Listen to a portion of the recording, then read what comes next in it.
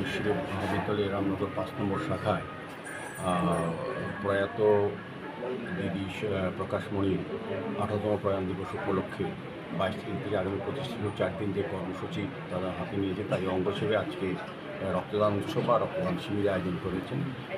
আজকের এই শিবিরে আমাদের মধ্যে উপস্থিত আছেন যিনি মেন সঞ্চালকেটার এবং যার উদ্যোগে এই মহতি কাজ হচ্ছে এবং সারা বছর ব্যাপী শুধু আজকে রক্তদান অনুষ্ঠান নয়, সারা বছর ব্যাপী তারা মানব কল্যাণে কাজ করে যাচ্ছেন। কারণ আমরা জানি সেবাই ধর্ম, তাকে সামনে রেখেই উনি ওনার আশ্রম, ওনার সহকর্মীরা কাজ করছেন। তো অন্যান্য অতিথিরা আছেন আমাদের সঙ্গে, এর সঙ্গে যারা ওতপ্রোতভাবে জড়িত এবং এই কার্যক্রমের সঙ্গে যারা সম্পৃক্ত।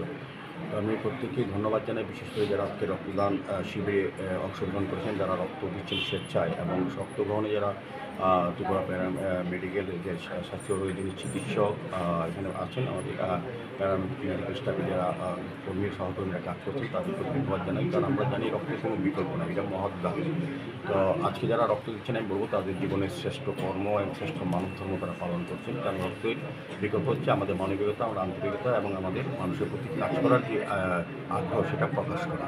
তা উনি বলেছেন সৌভাতৃত্ব জুড়ে দেওয়া রক্তদানের মাধ্যমে আমরা নতুন একটা বার্তা দিতে চাই। রক্তদান এমন একটা দান যেখানে কোনো সম্প্রদায়, কোনো জাতি, ধর্ম, বর্ণ থাকে না, এটা সকলেই মিলে এই কাজটা করেন। কাজেই রক্তদানকে আমি মহদান করি। আমি শারীরিকভাবে রামনগর ৫ নম্বর এই পঞ্চায়েত যে বিদ্যালয় বা শাখার সংগঠন, এই সংগঠন রামনগরে বিশেষ করে মমতা ব্যানার্জির নেতৃত্বে যে কাজ চলছে খুবই প্রশংসনীয় এবং প্রায় আমার সৌভাগ্য হয় যে এই আশ্রমের বিভিন্ন কর্মযজ্ঞের সঙ্গে যুক্ত হওয়া।